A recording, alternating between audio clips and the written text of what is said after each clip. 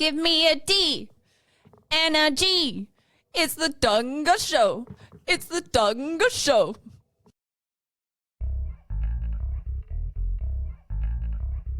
Hey, coffee lovers, Dawg here to tell you about our favorite new brew, Green Army Coffee. That's right, Dawg. Green Army Coffee isn't just delicious, it's coffee with a mission. They're veteran-owned, and every cup supports those who serve. You can taste the dedication in every roast. Whether you're fueling up for the day or winding down, they've got the perfect blend for you. And it's not just great coffee, it's a way to give back. Supporting Green Army Coffee means you're supporting our troops and their families. So what are you waiting for? Grab a bag, sip smart, and support a great cause. Check them out at www.greenarmycoffee.ca. Green Army Coffee, brewed for those who serve. Hey, Dawg, your beard's looking flickin' great, my man. Thanks, Gus. I've been using the Bush Beard Wash. The what now? At Bush Beard, they know that every man with a beard is a unique beardo. And that's why they offer a wide range of products to cater to every beard's needs. Whether you have a long and luscious mane or prefer to keep it short and sharp, their products will help you achieve that perfect look. From the nourishing beard oil and balm to the refreshing beard wash, their products are made with all-natural local ingredients to keep that beard healthy, soft, and lustrous. The beard comb and brush are designed to detangle and shape your beard, making sure you always look your best. At Bush Beard, they're dedicated to providing the best possible grooming experience for all the beardos out there. So why settle for an average beard when you can have a glorious, well-groomed one? Try Bush Beard products today and unleash the full potential of your beard. Be sure to use Dawg and Gus 10 and get 10% off your order. Bush Beard, the small-town brand with a big old Canadian heart. Welcome to the Dawg and Gus Show. What's up, Dawg? Well, you know, this, that, and stuff. Yes. Are we going to put this on your radio show? Maybe. Yeah. Radio Station? Yeah. Yeah. What's What's up? We have a very special guest, Ottawa legend, the piano man himself, Dave Kalil. How are you, sir? Yeah, good. How's it going? Good. Thanks for joining us. Did you really say "What's up, dog"? Did you really just say that? Yes, I did. And Yeah. I do it a lot. But He maybe does not it every time, but Yeah. a lot. He does it quite a bit. People have mentioned it before, but I know that you're a big Muppets, Bugs Bunny fan, so I thought I'd throw that in there too. He doesn't mean Kerbit, Awesome. by the way. Who does? Dave Kalil. I'm He's not a surprised. legendary. He does a whole song about it. He does You're the not? Muppet song. Oh. Yeah. All right. Why are there so many songs about rainbows? It's hard to do with the cold, though. Yeah, no doubt. Yeah. Well, we appreciate you frog spending in some my- time. Got a frog in my throat. And it's not Kermit. So, where did your musical journey begin? As far as like, when did you start playing the piano, and then when did you start doing live shows with it and all that? Yeah. Okay. I took piano lessons when I was 7. My mom says I was 5, 6, or 7 years old, and my teacher was 80. So, needless to say, I hated it so badly. And then I quit that. It was either practice piano or go play sports on the street. So, as you can see, I'm a massive sports person. Sports. Go Sens, Sports. baby. Sports. And so I did that, and then I quit for a long time. And I started playing by ear, have a good ear, and I always sang. My family sang. My brothers and I, my mom and dad actually all sang. And so I was about 15, I guess. I started playing at house parties and singing, and found out that girls really like that kind of stuff. It was kind of cool. So I did that for a while, and then I did actually I went to Queens for pre-med stuff. It's pretty interesting. And then I was in the middle of my second year and got mono, and I rented an electric piano during midterm when I was supposed to study. So I just entertained the whole dorm, and got out of Queens. We had a mutual agreement that I shouldn't be there. And so I did the special. I always tell everybody I did a special 2-year program at Queens, And then I came home, started working a bit. I worked at the RCMP. Don't ask. It was a great job actually. And then started playing. This guy comes up to me and says they're looking for a singer, piano player on a Monday night. You want to audition? I'm like, sure, might as well. So I went to a place called Jay's Steakhouse. It was on Wellington, and I was really sick, like I am now. And I was really sick, and I sang "Mandy" by Barry Manilow. That's your age, dog. Yes, it is. It's around your era. Mm-hmm. Uh, Good to know that I'm a Manilow free zone right now. So, but I played that, and I could hardly sing, but the guy saw something, and he hired me, and I played every Monday night there for a bit. He said, "I'll pay you $60 to play Monday night." Monday night, so I'm like, I can make money doing this. What? Yeah, I know, right? So I did that, and then I ended up playing there 6 or 7 nights a week. I met my first wife. She was the bartender. It was the perfect kind of piano man setting, you know. Nice. Anyway, that's where it started. It was kind of lucked out, fluked out. So you're telling us that Billy Joel wrote the song about you. That's what it is. I might have written it actually. Little known fact. Would that be like the 70s, you'd say? That was 1976, Nice. where I bought my brand new Camaro. I know I'm Lebanese. I bought a Camaro. I know. Okay, it's just a thing. I But want it a was Camaro. a brand new $6,600. Nice. Brand new Camaro, $6,600. That's how old I am. Yeah. Well, you started there in 76. I moved here in 76. Did you? Where from? Yeah, from Alberta. Okay. Yeah, my dad was in the Whereabouts? military. So from a little place near Red Deer. We were about 8 miles from Red Cool. Deer. It's Penhold was the name of the base. Cool. Yeah. So 76, big year. That's The Eagles played here. Did they? Yep. Oh, wow. Rideau Carlton Raceway. Can I ask you guys, like, both, like, Rideau Carlton Raceway comes up a lot with like these great bands that played there. Like, if you go there now, like, where were they playing? Like, I don't understand, because it's not like it's a great it's going to be with the Hard Rock going in, but the great, it's like, where did they play? Did you ever I- go, Dog? No, I wasn't allowed to go to the Eagles show because I was only 12. And my dad was like, "No, you're not going." And I said, "Why not?" He goes, "Because you're 12 years old." And that was the end of that argument. I did see the hip there, Canada. though. Really? Yeah, pretty sure it was there. Where'd I they think they play? just played right down on the track. Yeah, Pretty sure that's what I they never did. went. No. I was always working, Gus. So Yeah. 7 days a week, dude. Playing the piano. And then I remember seeing you. Obviously, we talked about it before.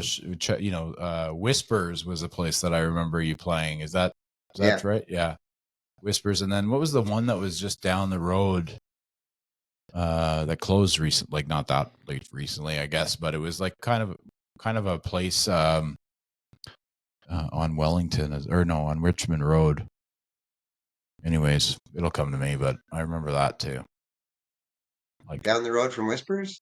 yeah.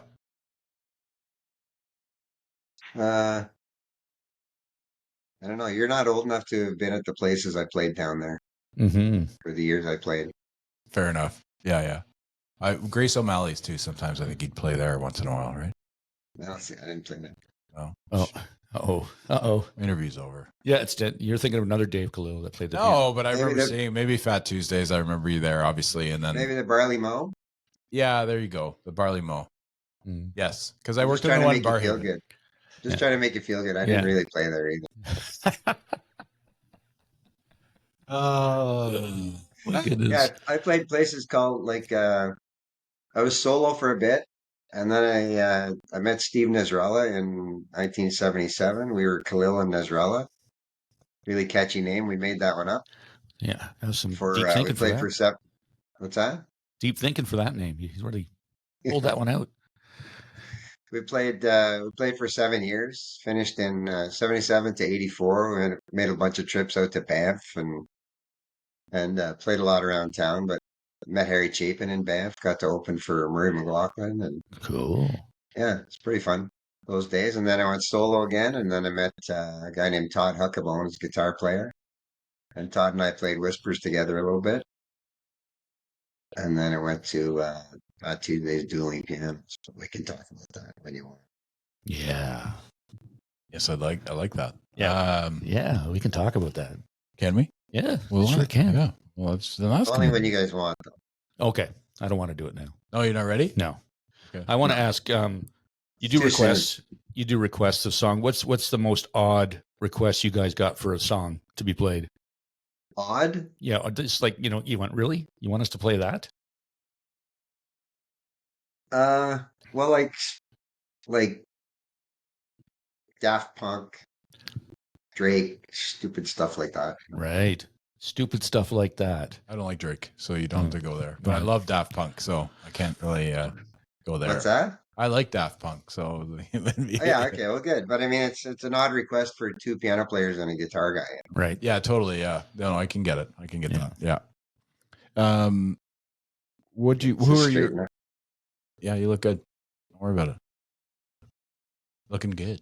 Who are your musical influences when you were younger, or now? Well, I mean, it was 70s, right? So it was Billy Joel, Elton John, Beatles, obviously, Eagles.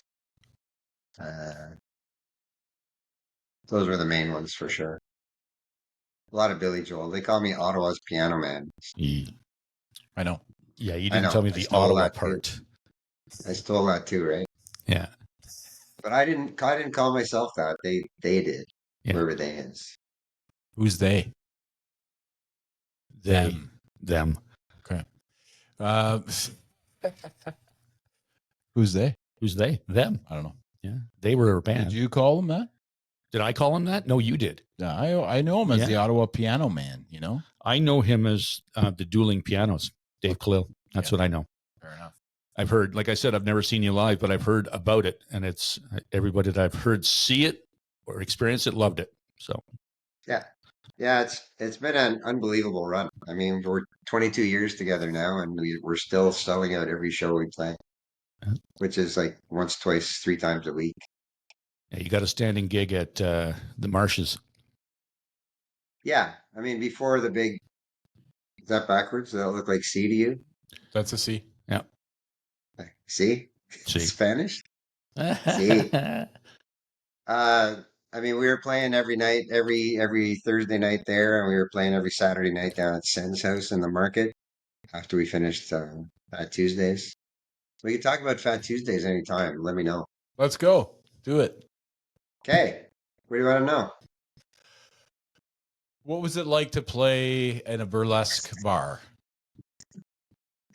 It wasn't a burlesque bar. I It know. was actually designed to be a dueling pianos bar because a couple of the guys, the owners, Todd Brown, York Entertainment, Todd Brown, Dave Crawford, and Steve Minuck were the owners, and they went south and they saw a dueling piano show somewhere, and they thought it'd be a great idea to have it in Ottawa. So they built a bar and a restaurant with two grand pianos facing each other, and a bar on one side and a restaurant on the other, and it was all everybody could see where the pianos were. So they didn't have any piano players though. So they hired me. I guess I got recommended by somebody, and we had to audition a bunch of people, and it was maybe the second or third worst time of my life auditioning these people because the ad said you got to play popular music, you have to be able to sing, play piano, and play by ear, do requests and all that kind of stuff that's necessary, right? So we had about 12 people, and one was a organ player for a Frank Sinatra band who didn't sing. And he asked me to give him singing lessons before the weekend. Uh, one was like this guy came in with long red hair. I hope he's not watching.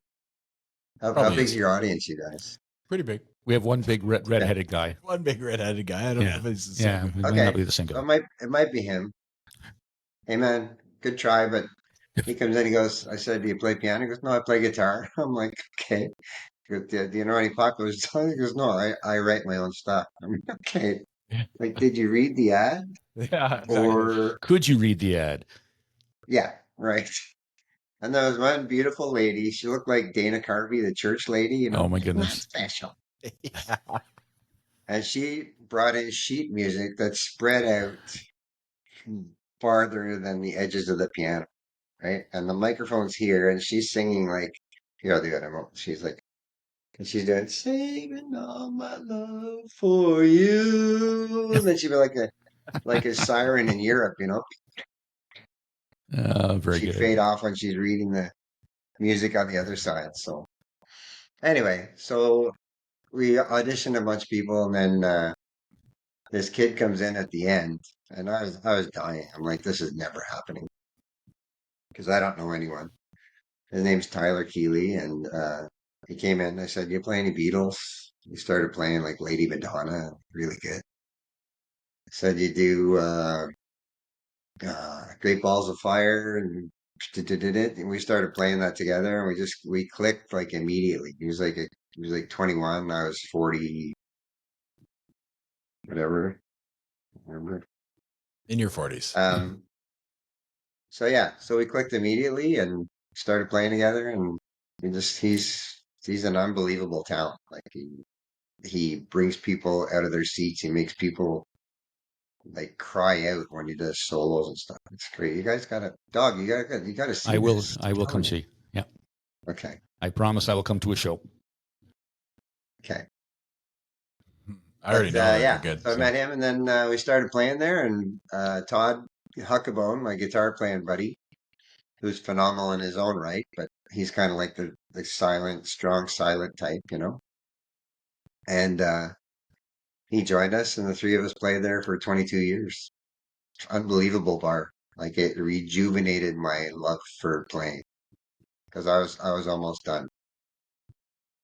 Yeah, I was going to ask because they basically built it for you, essentially. Like, because when I remember, because I worked for York Street Entertainment, and I remember it opening up, and I was working at Pier 21, and then on Tap before that, and all those places, and then they were like, we're going to open a piano bar, and I'm like, you're killing it with these like shitty university bars. Why are we?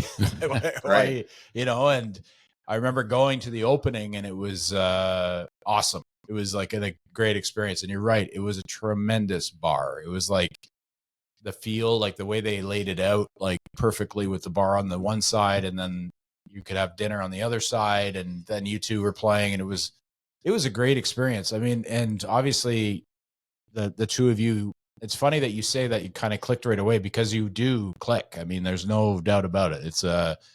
It's like a match that really kind of was made for each other. So it's like, because you're kind of different in many ways, but you're also very talented in your own right. Like, yeah, it's interesting to watch. It's a very cool show. So yeah, I'm glad that you did find that because I remember seeing you before that even. And then eventually after that as well, the different places that you said you didn't What are play, you but saying, Gus? What are what you do you saying mean? by that? What do you mean? You've been around for a while. You've been brown, You man. mean I was you mean I was bad before the dueling? No.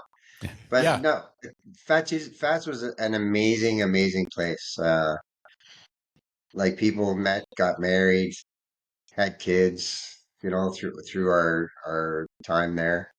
Like I met so many celebrity almost, we had like a lot of hockey players came. I met Claude Giroux there when he was back with the Flyers a long time ago. I met Bobby Hull, my idol. Bobby Clark was a blast. They're all hammered. Um, Well, Bobby Hull like liked Cuba Gooding. Cuba, Bobby. what? That's weird that Bobby Hull. Strange, very strange. Hockey players drinking Yeah, and I stuff. What's know. up with that? Yeah. It was I met odd. Bobby Well, there Hull were too, but I was very young, and he was a very nice man, very very nice, yeah, big, big, massive hands, right? Like Mm. you huge. can see that. Look how massive that hand is. Yeah. But like Cuba Gooding Jr. was sitting at the bar one night, right? And we're just kidding around. Everybody can hear us, obviously. So we're like, wonder. And we're talking about our tip jars, and we're going like, how would we say, yeah, give me some cash, or Like we went through about 20 different ways of saying "show me the money," right? Yeah, So yeah. finally, he got fed up with it. He just jumped off his bar stool and came up and grabbed the mic. And goes, "Show me the money!" And everybody goes crazy. And Yeah.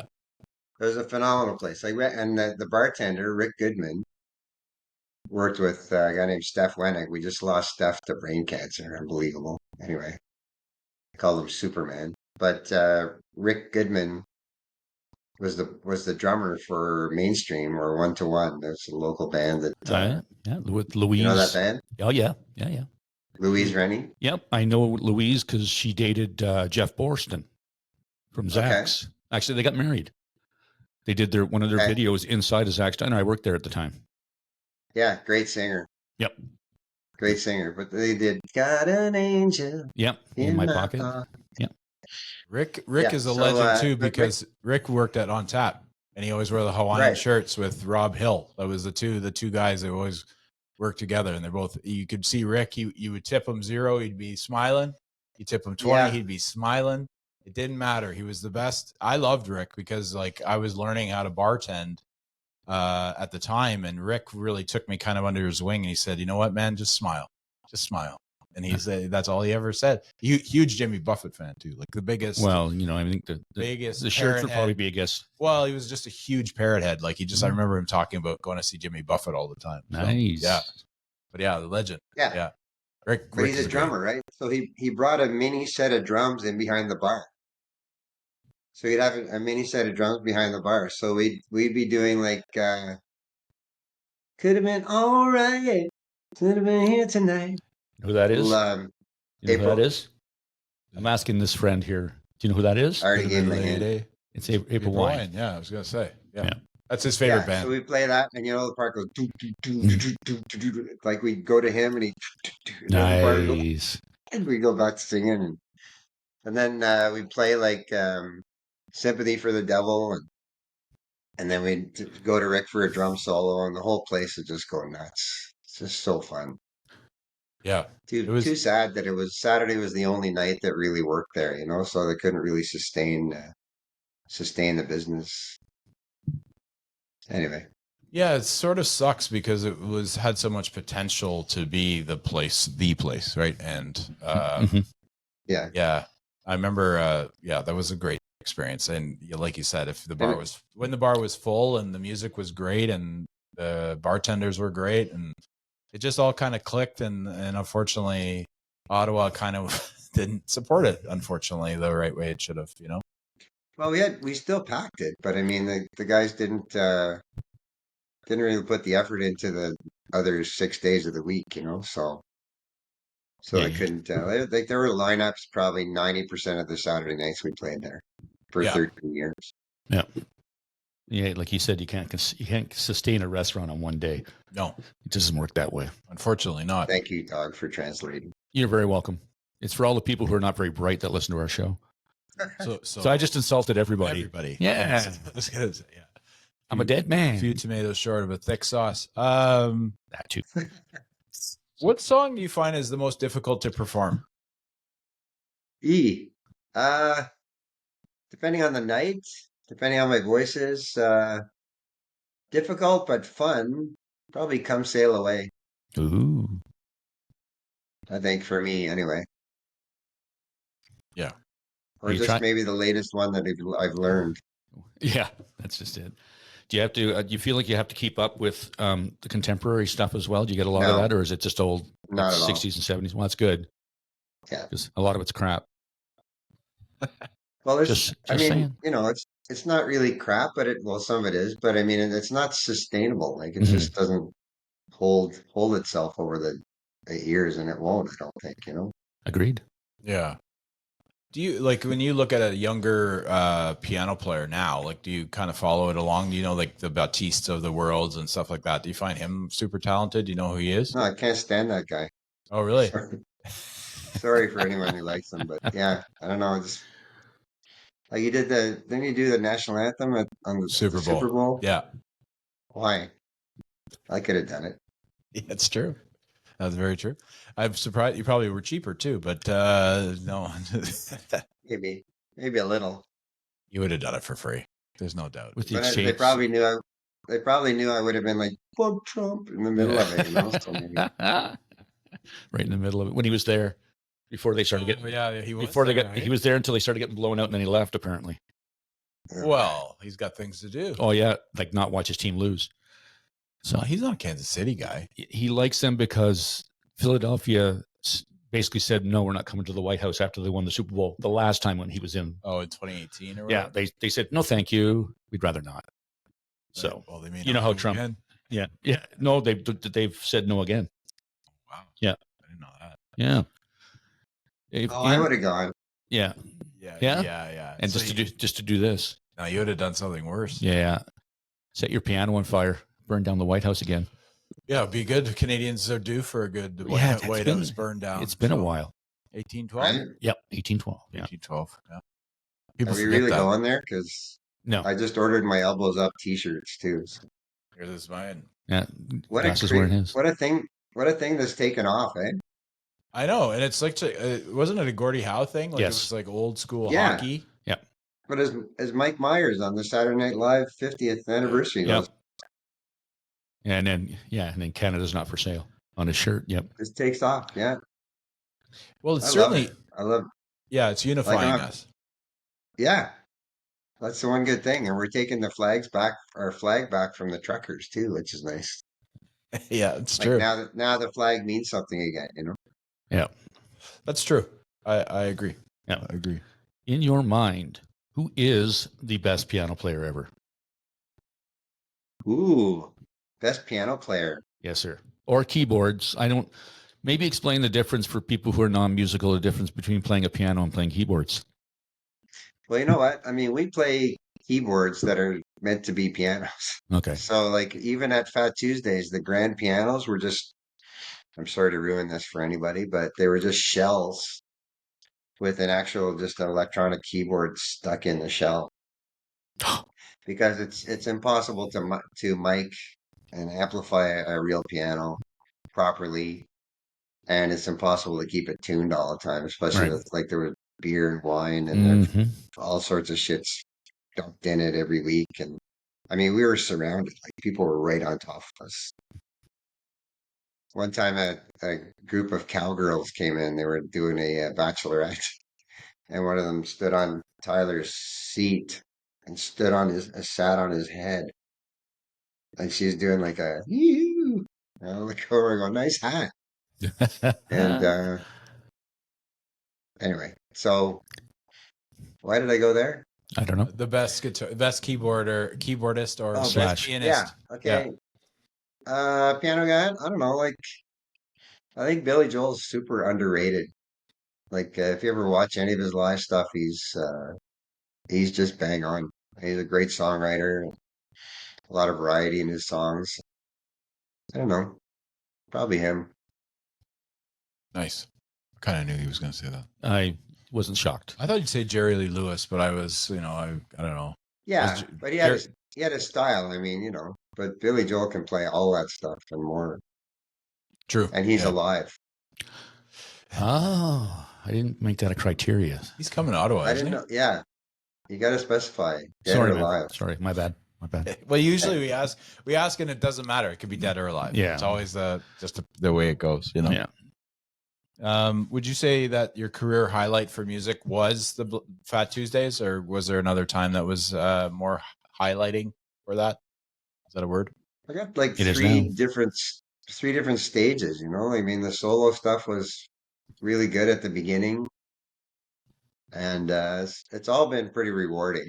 The Kalil and Israel stuff, we were sort of the top duo in Ottawa for 7 years. And we were getting cover charge back in the late 70s and 80s when nobody else was charging. And then Fat Tuesdays was being with Tyler and Todd was just took it. Like my vocal range increased 2 whole notes, which is insane. Just from the adrenaline flowing in that place. And it was just like, let's go. And the cool thing is we never plan a show ever. We get on stage, just like you guys. We get on stage, we go, What do you want to start with? I don't know. You look around. What's it feel like? Who Yeah. you see? I don't know. Stuck in the middle. Let's do it. Like so. Then and we just start and we just go from there. And yeah, very And fun. So read the that room. that was that was probably a highlight, I guess. I don't. Do you think it's One of the better to? highlights was sorry, No, go ahead. Finish your statement there. Sorry. like the last night at Fats was unreal. Unreal. People all around us singing "Hey Jude" and stuff, holding arms, whatever. It's crazy. Yeah. Anyway, Like enough about me. going in without a plan though, did you find that was more fun? Like how like kind of keeps your chops up, like kind of keeps you kind of Yeah, fresh, 100 million%. Yeah, you don't know what you're doing. Like you just don't know what's coming next.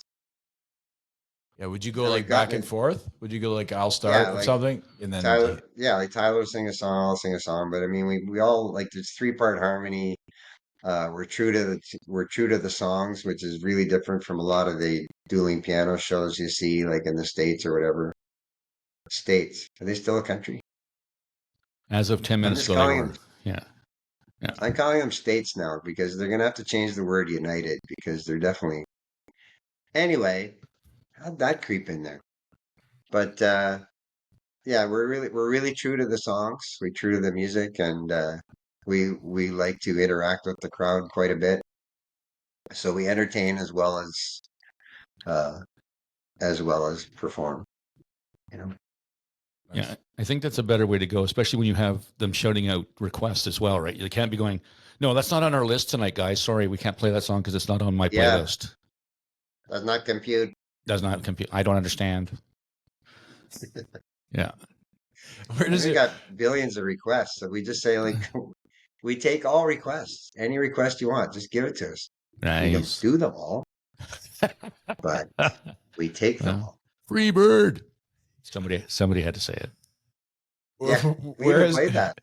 We even played that a couple of times. Like the whole thing.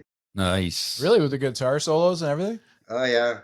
That's cool. Like the guys I play with are true musicians. Like Tyler Keeley, tylerkeeley.com, if you ever want to check him out. He's got 2 or 3 albums out already. He's a songwriter and just a phenomenal keyboard player.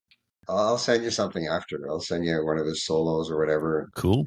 And Todd is a drummer, like a studio quality drummer. He's a record producer and he plays guitar and sings and he's got a real job now because of COVID. Oh, he went and found himself a real job. Yeah. Well, He's it's got a hard. real job. Got a real job. Hey, I got it. Ask me what happened during COVID.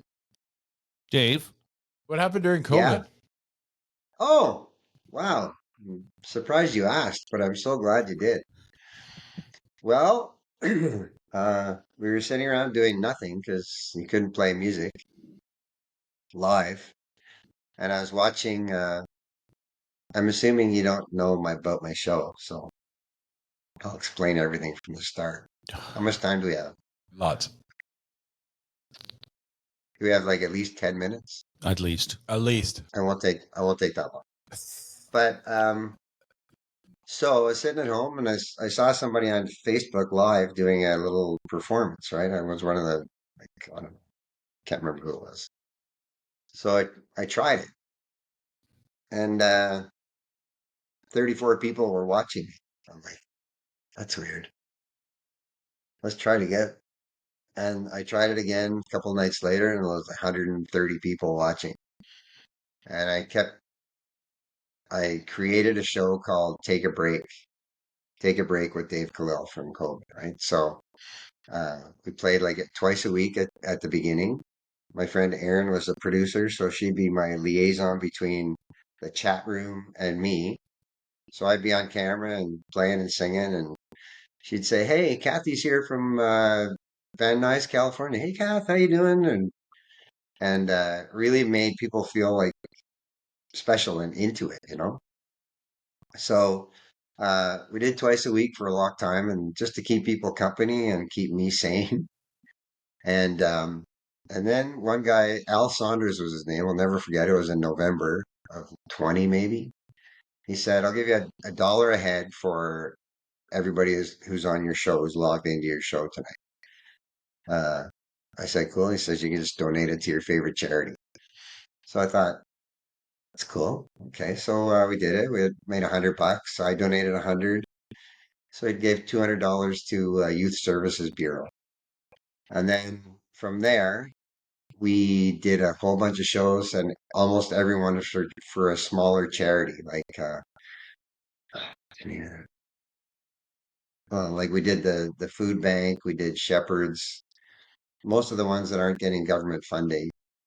Um, what the hell is the name? Anyway, it's an organization that saves women from abusive homes or whatever.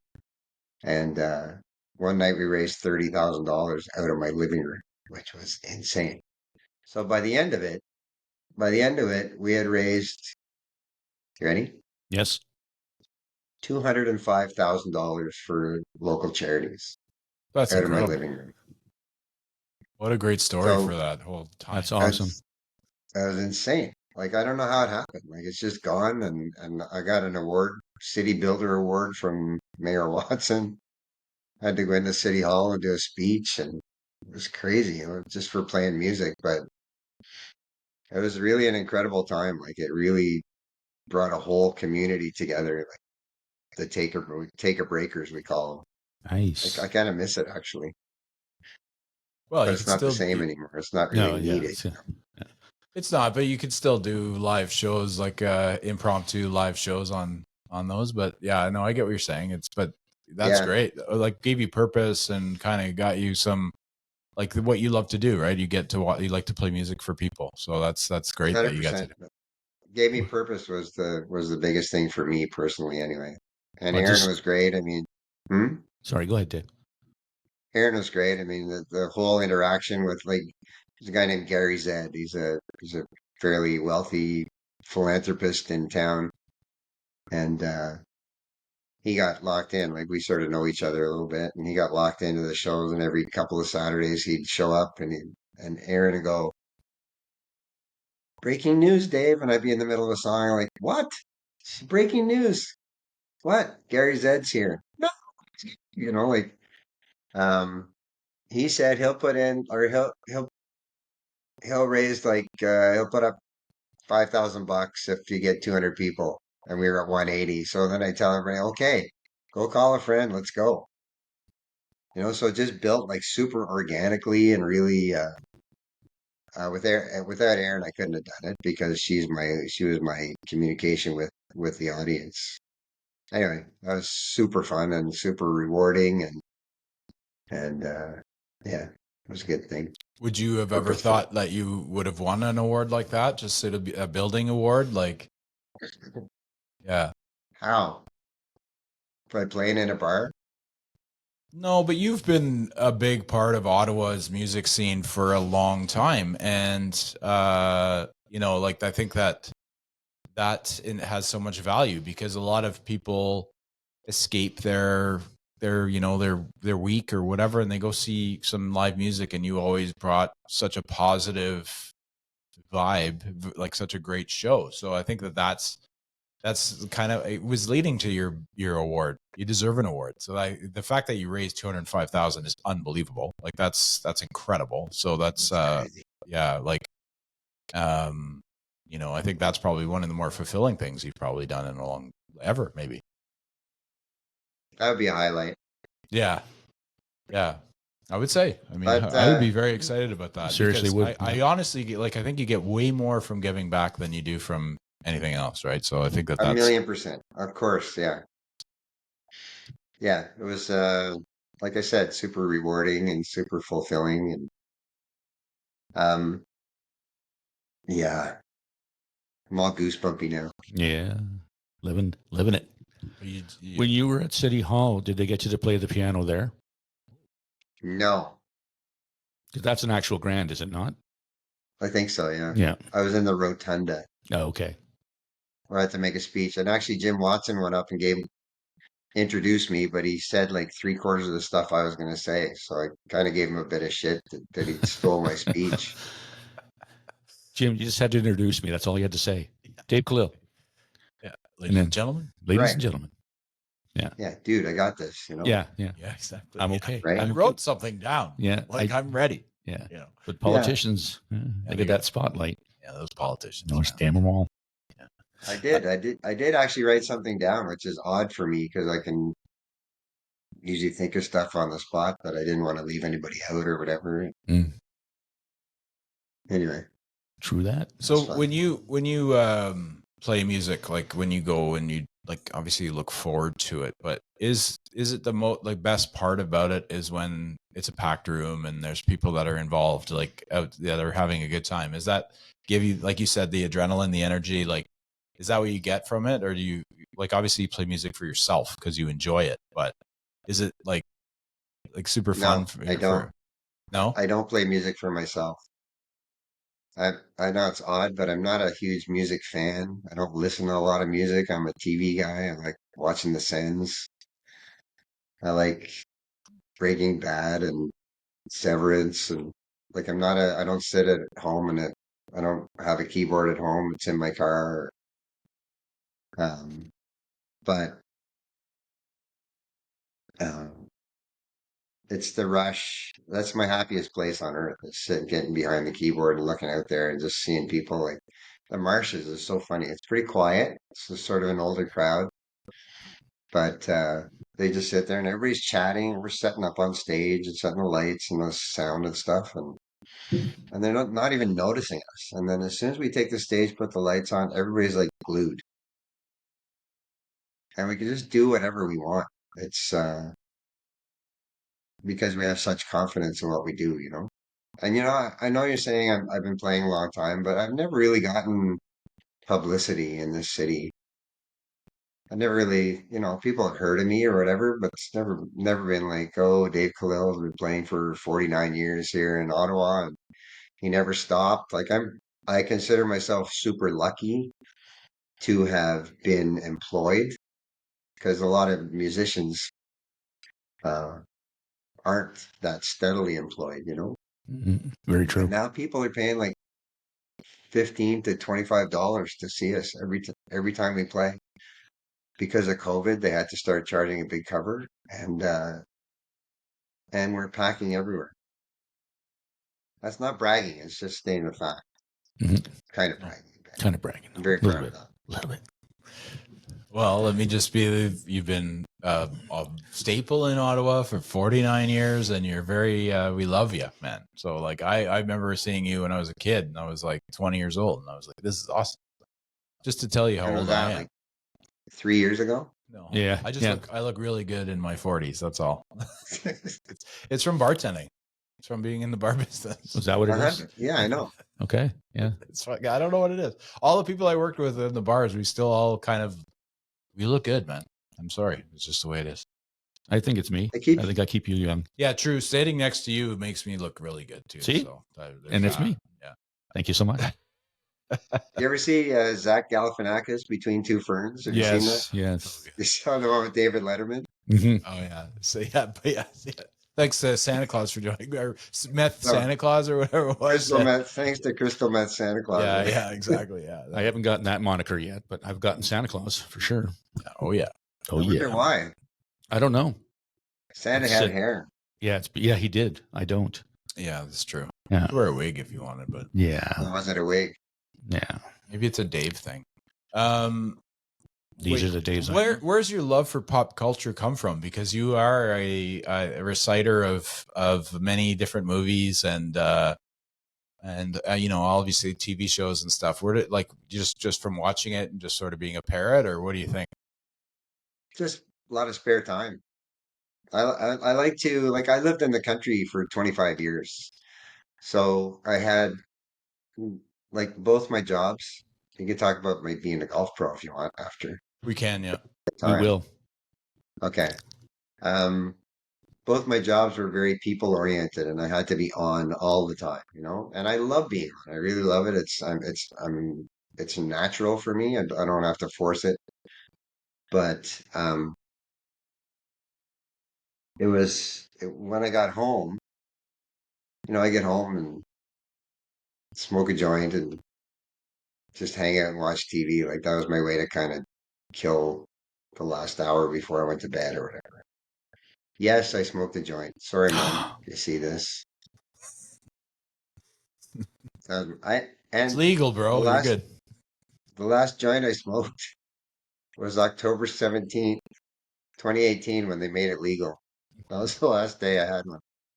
Yeah, because you weren't cool anymore because everybody can do it. Right? Yeah. No fun. I don't want to be like everybody else. Yeah. So yeah, I don't know. I like being entertained mindlessly, Fair. like this show. Yeah. Yeah. What? What a jerk. You invited him. I love Dave. Yeah. You did. Yeah. I did. I of begged course. him to be on. Did you? We go to the same stretch therapist. Oh. Yes, Maddie. She's awesome. She is awesome. She is awesome. She kills me though. But Me anyway. too. Game changer though. Game changer for my posture. And let's talk about golf. I mean, I'm a big golfer. Are you? Yeah. I worked at Highlands when I was a kid, and then I worked at Highlands again at one point in aspirations of being a golf pro. I even played in and everything, but I just I couldn't. Wow. I didn't want to do the 60-hour weeks anymore with Rob Lindsay there. I loved him, but I didn't want, like, I wasn't playing. It was constantly working, and then I'd teach some kids and stuff like that, which I loved. I loved teaching all the junior programs and stuff, but now I just enjoy playing it. I'm an avid golfer. I love golf. So yeah. Do you still play? Oh yeah. Cool. I have young kids now, so it's changed a little bit. I don't get out as much, but I'm still around to 6, so I can still get it around. Yeah. I love to play. Well, want to get to a 4? Come see me. Oh yeah, that's true. Yeah. Okay. Well, then that done deal. Yeah. I want to be a 4. You could say it on the show. I think it's just chipping. Chipping is we got to work on my chipping, and then I'll be. Dude, that's my specialty. Oh, cool. My buddies call me short game doctor. Okay, I'm in, bro. We'll talk because I can putt the lights out and I can hit it about a mile, and but sometimes that chipping, I just want it to be a little tighter. I can't get it. Got to get it inside that 5 feet all the time, and then that's where the doctor will come in, right? Dr. Kalil. Yeah, the doctor's in the house. Come and see the doctor. Yeah. He learned all that in his 2 years at Queen's. I did. Well, he learned how to smoke a joint and roll one. That's for sure. Oh, those are important skills. Yeah. Well, I was good at that. And then maybe I could take over Dog's spot and call it Dawg and Gus. Ooh. All right. Here we go. No, sorry, man. Golf show. Dog's mine. You guys, if that's true. We could do a golf show. You certainly could, because I would not. We'll talk about that. For sure. I could not contribute to that whatsoever. You love golf. You just I suck at golf. Yeah, that's the thing. Yeah. But you do love music it. to my ears, dog. Yeah, I am very bad. Well, I'm an instructor. He needs more than a doctor, Dave. No, I need a surgeon. It's not just short game. It's not. It's the whole game. Although, remember when we should have won that little tournament when we played together, because we tied another group, but they said because of their handicap, they win. Because they had less to go through. But Dog made some massive putts down the stretch, and and we lost on a freaking technicality. We had tied them in score, but then they said, their handicaps are lower, so they. Yeah. Oh, that sucks. Because I was playing at like a 7 or something, and he was playing at a whatever the maximum is. Yeah, 35. Yeah, so, whatever it is. Are you a musician, Dog? Do you play music? Oh. He's a DJ. He did. So in some way, you're connected to rhythm, and like most musicians are pretty good short game because you got feel, you got hands, and got rhythm. Who could ask for anything more? Nice. I got rhythm. No, okay. I'm trying to lure him into lessons, Gus. Yeah. So yeah, let it happen. Just let it happen. Can you imagine? Take some lessons and show up at the tournament and just be sick and just knock that. We have a turn. This is how we met. Yeah. We met through golf. Yeah. There's an ongoing Alexandria Bay trip, although it's not in A Bay anymore because first, I think it was because of Trump, actually. I think Yeah, the originally first time around, 2016, like we Yeah. sort of said, fuck this, we're just going to play. We played Black Bear Ridge, and then we played Smuggler's Glen and Equinel someday. or something. Equinol, and then now they switched it to the other one that's near Black Bear Ridge, which is an excellent Yeah, course. there's two up that way, and then yeah. But Dawg and I met there, and then kind of bonded over music because Dawg's he knows a lot about music, so do I, and it's just sort of how we met that way and bonded that way. And then it was his birthday, and I tried to get him drunk, and I totally shouldn't have done that because he was fine and I was not. He put me right under the table. And then after that, like during COVID, actually, we met when we could finally meet again. And Dawg was like, I'm thinking of doing a radio station. And I said, well, why don't we do a podcast? Because they're really fun to do. And he said, what are we going to do it about? And I was like, music. And then eventually we started chatting, just the two of us.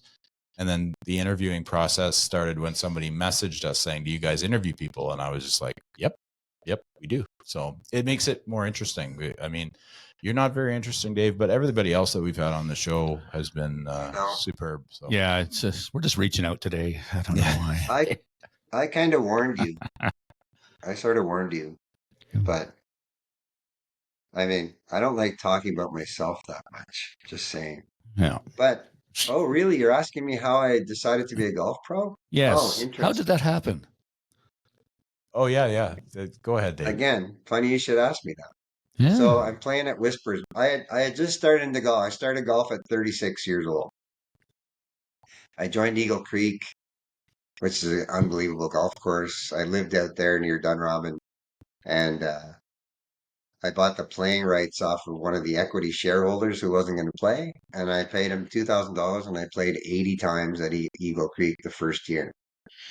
And then I played 4 years in a row, played about 80 times this summer during the day and play music at night, right? So I played over 300 times in 4 years, and I got down into the 70s. I probably got down to about a 5 or 6 handicap, and then just by myself. Like a lot of the rounds were by myself too, like because everybody thought it was too far out there.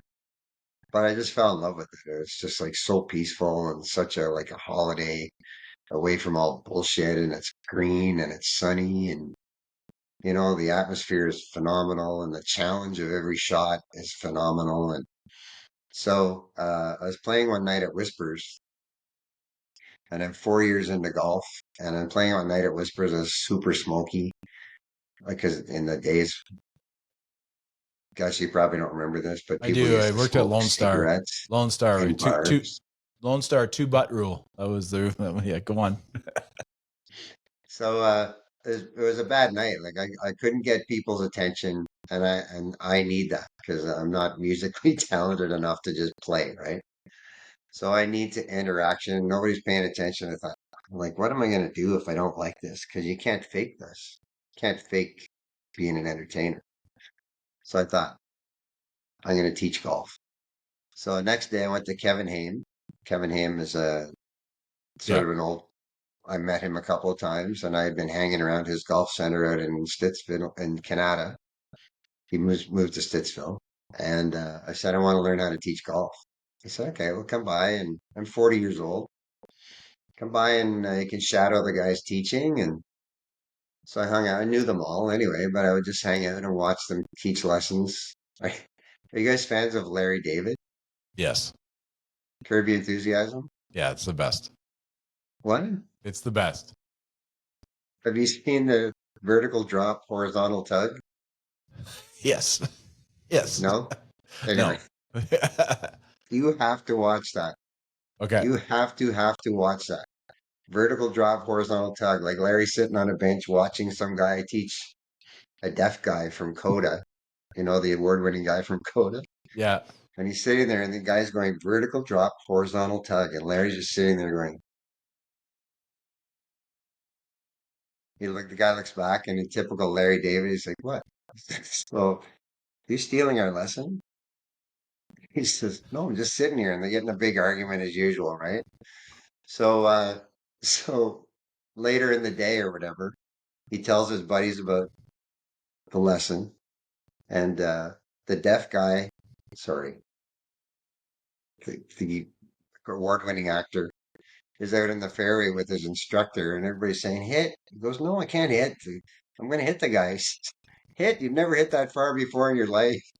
He says, fine. I mean, he gets screaming and yelling if you know the show, right?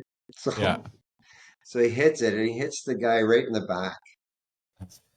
But before he hits him, before he hit the balls in the air, he's going, because he can't yell four because the guy can't hear, right? Yeah, So, that's right. oh my God, you have to watch that. I It's will. so I will. funny. I will. I'm gonna watch it right after. Anyway, so So you're I watching just guys. shadowed the guys, and then I started teaching with Kevin for I taught for him for 5 years, and then I went to Eagle Creek in Canada for a year, and then I had a couple of buddies who were members at the Hunt Club, and they said, "Why don't you try coming over to the Hunt?"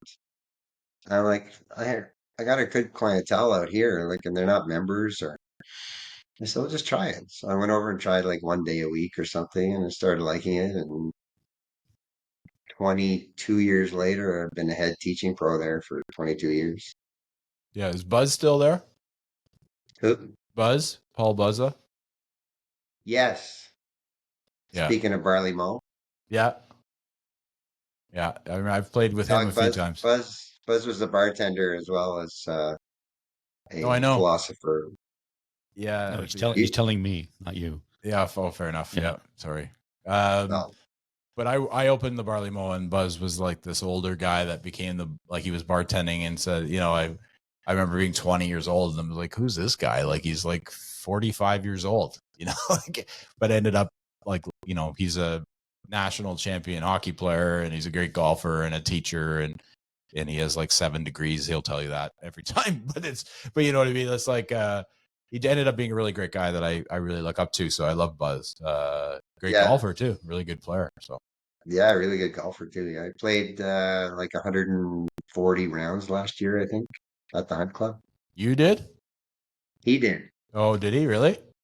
I don't. You're a pro. You don't play golf. Like, That's right. CPGA? Yeah, CPGA means can't play golf anymore. that's right. That's So why I it's got out of it. That's why it was like, I'm not I'm a doing that. golf pro. Yeah. I can't play golf anymore. Oh, fair enough. Or ever. You should we could change it to ever. Well, you're a Canadian PGA member. Yeah. CPGA. Yeah. right. Yeah. I, Um, I got into it for teaching though. I didn't get into it because I was a great player. Like I'm a pretty good player. I'm about a 2 right now, but I'm uh it's a very good I got player. into it to teach because I just love the interaction with people and I love figuring stuff out. Again, I approach it just like the music. Like I never have a preconceived idea of what I'm going to do, or like I have to see someone and see what their strengths and weaknesses are, and then go from there. I'll be texting you. And we'll be going out together. It's going to happen. I'm going to ask you for a lesson for sure. We ask the same question to every guest. It's kind of our final question. Basically, what happens is we have 2 decades of music that we talk about. Everybody loves the 60s and 70s, but we also ask about if you had to pick one decade, is it the 80s or is it the 90s of music?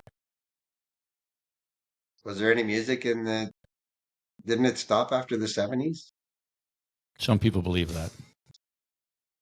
You can't answer So I have to 70s. give a reason. Well, name me the best bands in the 80s and not like the 80s was like John Mellencamp and the Cars and stuff. Billy Joel. Yeah, He but he was doesn't. 70s mostly. Yeah. He did some stuff in the 80s as well. Yes, he did. Yeah. Who was 90s? Pearl Jam, Nirvana, Soundgarden, Alice in Chains. Yeah, 80s. 80s. Yeah. Fair enough. I'm too old for. I mean, I like it. I just didn't. I don't love it. Just my age. Like I'm 69. Can't believe I say that, but Yeah. Well. and I'm all that dope smoking thing. I'm born on 420 too. So Nice. Yep. just for all you listeners, All you April heads, 20th. All you heads, man. Yeah, man. 420, man. 420. Come check them out. It's great. 420, man. Man. Man. Who's your favorite Muppet? Oh, that's a good question. Kermit the Frog. Kermit the Frog. He's like my hero. Him and Yoda are my 2 favorite actors in life. They've got a good range, those two. Green guys, eh? Yes. You like the Little, greens. little green guys. You like the greens. I like the wise green guys. I like them very much. I love that. Yep. I knew you were going to get me to do that. I know. Well, I have to get something out of you. Just kidding. Wow. You know my favorite 70s movies is? No. It's well, there's two. Oh. There's two. And they both have Bill. Let's Take Manhattan. No, it's the two. Yeah. There's two, and they both have Bill Murray in them. Can you guess? 70s music? 70s? Groundhog Day. No, that's 80s. Groundhog It's Day. 80s. No. That's a No? good one though. I love that one too, but no. Well, 70s? Caddyshack. No. Caddyshack. Caddyshack and what's the other one with the with John Candy? Ghostbusters. No, the war one when they get into the military. Oh, Stripes. Stripes, yeah. That's it. Yeah. Really? Yeah, because he's got that one scene where he's like they're all sitting around talking about each other or themselves to each other, and he goes, I rarely wear underwear, but when I do, it's something unusual.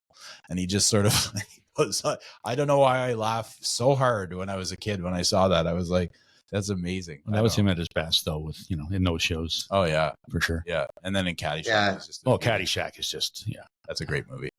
Great movie. So, a really quick story. So, do you know Jim Jerome, Jungle? You know that Yep. name from the radio in the mornings? Mhm. Yep. Three guys on the radio. So he's a buddy of mine, and he was Wayne Gretzky's best friend, right? So one day I'm watching the tournament at Sherwood, and it's dead winter, and I text Jungle. I said, and I know Gretzky's a member there, and I said, any possibility, maybe, perhaps we could ever play Sherwood? And he texts me in a second. He goes, anytime. So I'm like, oh. So I call him, and in 5 minutes we had a trip to LA planned. We stay with Bill Comrie, who's the guy who started the Brick. Got a full size rink in his backyard. Anyway, like billionaire, right? In LA. He's the guy he started Midnight Madness, first guy to ever do that sale. Wow. Anyway, so we go there, and then I go to Sherwood and play with Gretzky and his son and a couple other people, and why was I telling you that? See, there's the old thing again. Bill Murray was there? Huh? Bill Murray was there, or did he quote Oh, no. Caddyshack?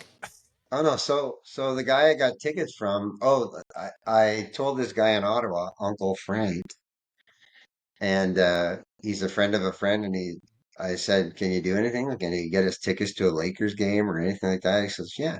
I said, what do you want? He goes, I can't pay you. He says, give me a can of Tim Hortons coffee. Okay. So I take him a can of Tim Hortons coffee. He gives me tickets to the LA Lakers, Houston Rockets game, second row, center court.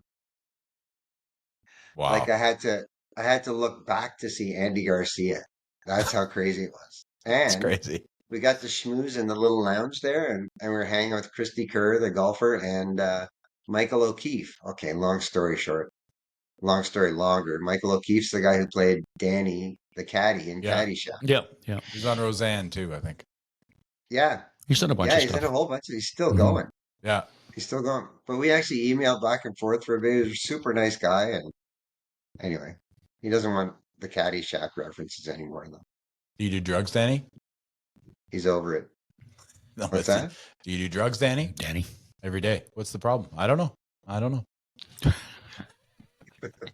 Well, Dave, thank you very much for joining us. Thanks, man. Thanks, you guys. Yeah, stay with us just for a lot minute. of fun. That's awesome. Hey. Yeah. What? What about my website? Come and see us. Yeah, go see Dave Kalil at the Marshes. And go to his No. website. You could Go have ahead, go Dueling ahead. Pianos, Dueling with one L, duelingpianosottawa.ca.